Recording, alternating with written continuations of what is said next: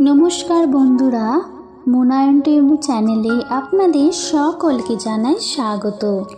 আষাঢ় মাসে অনুষ্ঠিত হয় মা বিপত্তারিণীর বাৎসরিক পূজা।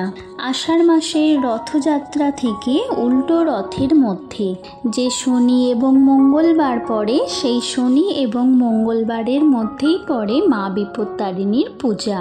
এছাড়াও বহু ভক্তরা সারা বছর ধরে শনি ও মঙ্গলবারের মা বিপত্তারিণীর পূজা করে থাকে। তবে মায়ের বাৎসরিক পুজো আষাঢ় মাসে রথযাত্রা থেকে উল্টো রথ পর্যন্ত যে মঙ্গল ও শনিবার পড়ে সেই দিনই হয়ে থাকে। দেবী বিপত্তারিণী মা দুর্গার 108 রূপের মধ্যে অন্যতম। দেবীর পুজো মূলত মহিলারাই করেন, তবে বহু পুরুষ বিপত্তারিণী ব্রত উপলক্ষে উপোস রাখেন, তারাও ব্রত পালন করেন। পরিবারের মঙ্গলের জন্য সধবা মহিলারা এই ব্রত রাখেন, পুজো করেন। বিপত্তারিণী ব্রত করলে বলা হয় সংসারে বিপদ থাকে না। সংসারের সকল বিপদ থেকে মুক্তির আশায় মায়ের পুজো গৃহস্থ বাড়িতে হয়ে থাকে। মা বিপত্তারিণী পুজোর একটি বিশেষত্ব হলো দেবীর পুজোতে সকল উপকরণই 13টি করে প্রয়োজন হয়। 13 রকমের ফুল, 13 রকমের ফল। এই ফলগুলি আবার কেটে দিতে হয়, আবার 13টি ফল গোটা গোটাও দিতে হয়। 13টি পান, 13টি দুব্বা, 13টি সুপারি, 13টি লুচি, সকল কিছুই 13টি। এছাড়াও মায়ের যে নৈবেদ্য থাকে সেখানেও কিন্তু মায়ের 13 রকমের নৈবেদ্য দিতে হয়। আজকের ভিডিওতে আপনারা জানতে পারবেন মা বিপত্তারিণী পূজার ব্রত কথা ও তারই সঙ্গে মা বিপত্তারিণী পূজার 13টি ফুল ছাড়া মায়ের পূজা অসম্পূর্ণ থেকে যায়, সেই 13টি ফুলের কথা বলবো। আসুন তাহলে শুনে নেওয়া যাক মা বিপত্তারিণী পুজোর ব্রত কথা। বিপত্তারিণী কথা শুনো সর্বজন, যে কাহিনী শ্রবণেতে বিপদ খণ্ডন। একদা নারদ ঋষি ভ্রমিতে ভ্রমিতে উপনীত হইলেন কৈলাস মাঝেতে। হেনকালে হরগৌরী বসি সিংহাসনে, নানা কথা নিয়ে উভে রহে আলাপনে। দোহার চরণে শির নারদ নোহালো, স্মিতহাস্যে শিবশম্ভু নারদে কহিল। অসময়ে কেন হেরি কৈলাসেতে আজ, কহ বৎস বিবরিয়া কিবা তব কাজ। করজোড়ে মহামুনি বলেন শম্ভুরে, জিজ্ঞাসিতে কিছু কথা এনো তব পুরে। মর্তবাসী নারীগণ রহে বড় দুঃখে, কোন ব্রত পালনেতে তারা থাকে সুখে। করিছে রোদন তারা শুনো দিয়া মন, বিপদেতে কেবা করে বিপদ তারণ। শিব কহে হে মহর্ষি ভালো জিজ্ঞাসলে, বিপত্তারিণী ব্রতেও এই ফল মিলে। স্বামী পুত্র পরিজন দীর্ঘ আয়ু হয়, আমরণ ত্রয়তি সে হইবে নিশ্চয়। নারদ শুনিলে যাবে এতেক উপকার, পৃথিবীতে এই ব্রত করিতে প্রচার। ভক্ত ইচ্ছা পূর্ণ হেতু আশুতোষ কহে, এ ব্রতের তেজরাশি সর্ব পাপদহে। পুরাকালে ছিল রাজা কৌটিল্য নামেতে, গুণবতী পত্নী তার অতি পতিব্রতে। লক্ষ্মী স্বরূপিণী বলি পূজে সর্বজন, চামারণী শনে তার হইল মিলন। গোমাংস দেখিতে স্বাদ রানীর হইল, চামারণী পতি তবে কহিতে লাগিল। একদিন সঙ্গোপনে রাজরানী কয়, দেখাবে গোমাংস মোরে কহি সে তোমায়। চামারণী কয় মাগো কি কথা কহিলে, শুনে যদি মহারাজ দিবে মোর শুলে। রানী কয় কি বা ভয় তাহারও কারণ, না শুনিবে কভু রাজা এর বিবরণ। লুকায়া আনিবে মাংস কেহ না দেখিবে, সঙ্গবনে তুমি মোকে আনি দিয়া যাবে। চামারণী শুনি গেল আপন ভবন, পরের দিন মাংস লয়ে আসিল তখন। মহারানী মাংস লয়ে প্রাসাদে আপন, সবয়ে আচ্ছাদি রাখে করিয়া গোপন।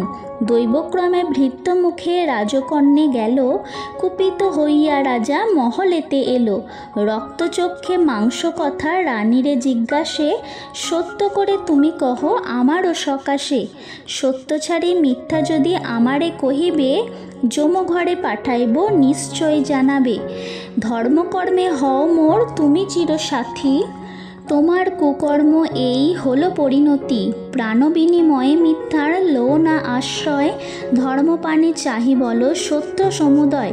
রানী বলে পূজাদ্রব্য করি আয়োজন, রাখিয়াছি সযত্নে গৃহেতে আপন। পাতি পাতি করি দেখো গৃহে অন্বেষিয়া, পূজার সময়টুকু দাও করে দয়া। এই বলে রানী তব স্তব্ধ আরাম্বিল, বিপদ নাশিনী মাকে ডাকিতে লাগিল। বলে দেবী মহামায়া করো তুমি দয়া, সংকটে তনয়া পড়ে দেখো নিরক্ষয়া। অজ্ঞানে করিছি দোষ না জানি কারণে, ক্ষেমাঙ্করী ক্ষমা করো তুমি নিজ বনে। পড়েছি বিপদে মাকো বিপদ নাশিনী, দয়া করো মোরে তুমি দিনের তারিণী। দুর্গে দুর্গতি নাশ সর্বদুঃখ হরা, মহাকালী মহারূপা তুমি যে গো মা তারা। সংকটে পড়েছি ও মা সংকট নাশিনী, বিপদেতে উদ্ধারও তুমি কাত্যায়নী। অভয়া বরদা মাগো তুমি মহামায়া, দারুণ সংকটে মোরে দাও পদচ্ছায়া। যতদিন রহিবে এ প্রাণ আমার, ততকাল এই ব্রত সাধিব তোমার। দানব দলিল দেবী হও মা সহায়, বলিতে বলিতে রানী সংজ্ঞা লোপ পায়। ভক্তিহেরি মহামায়া রানী পাশে আসে, মাবৌ মাবৌ বলি কণ মৃদু ভাসে। আমার সাধনা যে বা করে এক মনে, স্পর্শিতে না পারে কভু তাহাকে সমনে। ওগো রানী শুনবানি না ভাবিন মনে, গোমাংস ফল পুষ্প হইব এক্ষণে। রাজারে সে ফল পুষ্প দিবে করিতে ভক্ষণ, ফলপুষ্প পেয়ে রাজান হবে তুষ্ট মন। রানী যবে শুনিলেন মায়ের বাচনি, ফলপুষ্প দিল রানী রাজারও হস্তে আনি। ফলপুষ্প আহারেতে রাজা তুষ্ট মন, রানী পাশে ক্ষমা চাহে করহ মার্জন। অন্যায় করেছি আমি শুনো ওগো রানী, বলিয়াছি কুবচন না জানিয়া আমি। এতেক শুনিয়া রানী হরষিত মন, বিপদ নাশিনী ব্রত প্রচারে তখন। শুক্লপক্ষে আষাঢ়ের নবমীর মাঝে, এই ব্রত আচিরে সবে নিজ নিজে। পূর্বদিনে হবিষান্ন করিবে গ্রহণ, শনি কিংবা মঙ্গলবার পূজারও কারণ। ত্রয়োদশ ফলেতে পূজার সাঙ্গ হবে, স্নান করি মঙ্গল ঘট স্থাপনও করিবে। ধূপধুনা আদি করি পূজা আয়োজন, পূজাতে বসিবে সবে হয়ে হৃষ্টমন। পূজা অন্তে সর্বজনে প্রণাম করিবে, মনোবাঞ্ছা পূর্ণ ইথে নিশ্চয় জানিবে। ব্রত শেষে দক্ষিণাত্য অবশ্যই করিবে, নতুবা জানিবে কর্ম বিফল হইবে। 13টি গাইত দিয়া রক্তবর্ণ সুতা, সকলে বাঁধিবে হস্তে না করো অন্যথা। শ্রদ্ধা মনে এই ব্রত পালন করিলে, স্বর্গের অনন্ত সুখ মর্তেতেই মিললে। যথাযোগ্য ব্রাহ্মণেরে সিধে দিবে দান, এই রূপ গৃহস্থের হইবে কল্যাণ। বিপত্রাণী ব্রত যেই গৃহে হয়, সর্বজন প্রিয় চক্ষে দেখিবে তাহায়। দুঃখ দৈন্য দূর যাবে দরিবে বিপদ, দিনে দিনে বাড়ে তার অতুল সম্পদ। বিপত্তারিণী ব্রত কথা সমাপ্ত। বন্ধুরা, এবার জেনে নিই মা বিপত্তারিণীর পূজাতে কি কি ফুল 13টা লাগে। মা বিপত্তারিণী ব্রতের 13টি গিট লাল সুতোতে বেঁধে 13টি দুব্বা ঘাস বেঁধে দেওয়া হয়। ব্রতের শেষে 13টি গিট দেওয়া লাল সুতো স্ত্রীলোকেরা বাম হাতে, পুরুষেরা ডান হাতে অবশ্যই বাঁধন। ব্রতীকে এই দিন লুচি অবশ্যই খেতে হয়। যাদের বাড়িতে পূজা হয়, আপনারা যদি উপোস নাও করেন, অবশ্যই সেই পূজার দিন নিরামিষ আহার গ্রহণ করবেন বাড়ির সকল সদস্যরা। পুজোর সময় কাউকে অপমান করবেন না, কোনো মহিলা সম্পর্কে খারাপ কথা বলবেন না। এতেও দেবী রুষ্ট হন। যাদের বাড়িতে বিপত্তারিণী পুজো হয় সেই বাড়িতে সদস্যরা কখনো কোনো দিন সেই পূজার দিন টাকা ধার দেবেন না আর নিজেও ধার নেবেন না। মা বিপত্তারিণী দেবী দুর্গারই 108 রূপের অন্যতম। তাই মায়ের পুজোতে দেবী দুর্গার পছন্দের ফুলই মাকে নিবেদন করুন। তার সঙ্গে নিবেদন করা হয় এই সময় যে সকল ফুল পাওয়া যায়।